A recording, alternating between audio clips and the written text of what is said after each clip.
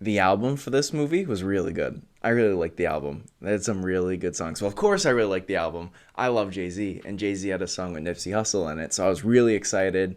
I mean, they have a lot of big names on this album, and they did a really, really good job on this album. So I was enjoying the album before I even got to see the movie, and then when I saw the movie, I enjoyed both even more as a little combination. So you like whenever they do that, when you have a movie and an album, and they're both really good. And unlike, unfortunately, Suicide Squad, where you have a really good album and a really bad movie, and you just wish they were both as good. But anyways, that's neither here or there. This is your review of Judas and the Black Messiah. Anywhere there's people, there's power. So this movie was directed by Shaka King, and another really big name, but it was on the producing side, was Ryan Coogler, who wrote and directed Black Panther. So it was really exciting to see him involved in this film as well. It follows Fred Hampton and William O'Neill in the late 60s when the Black Panther movement and party was becoming a big name in the media, and they were growing as a movement, and it is a really, really, really good film. This is probably the best acted film I've seen in a while. Daniel Kaluuya plays Fred Hampton, and Lakeith Stanfield plays William O'Neill. So this movie is based on a true story, so anyone who knows the story of Fred Hampton or of William O'Neill and the Black Panther Party and movement during this time period knows what happens. It's history. It's William O'Neill, as an informant, ends up getting really involved in the Black Panther movement, and really what seems like on screen through this picture is involved in his friends and really believes in what this party is preaching and moving towards. And the FBI keeps pushing him more and more to do more, and then finally they ask him to help kill Fred Hampton by drugging him so that it can be easier for them to assassinate him. And so what ends up happening at the end, Fred Hampton is assassinated, and William O'Neill, the real William O'Neill, ends up coming out during an interview through a PBS documentary series, and it's the only interview he ever did, Eyes on the Prize 2. And this, when I say it was like this interview process where we're seeing this Lakeith Stanfield doing this interview and him telling the story and then us seeing it on screen played out, it's actually of the real William O'Neill talking about his side of the story through this PBS interview. And sometimes with movies, it's really hard to make this a seamless transition and process of going from an interview to the movie, of them telling the story from their perspective. And I think they really did it seamlessly, and it was really well done.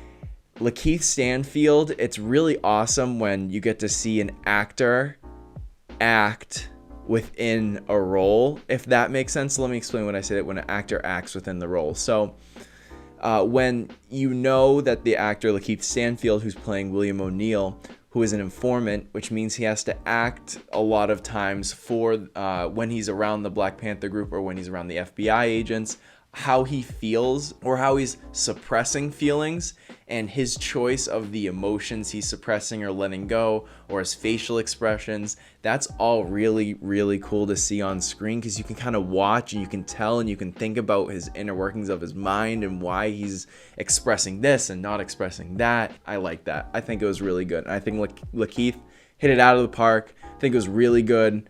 But Daniel Kaluuya, someone give him an Oscar. He needs an Oscar, because that was such a good performance, and I wouldn't be surprised if we see either of those names in some Oscar nominations in the future. I'd love to see it. Daniel did such a good job as Fred Hampton. The way he was able to exude the power, the electricity, and the emotion through his speeches was just so good. You could feel the emotion and power through his performance through the screen, and it's so difficult to do that, and he hit it out of the park.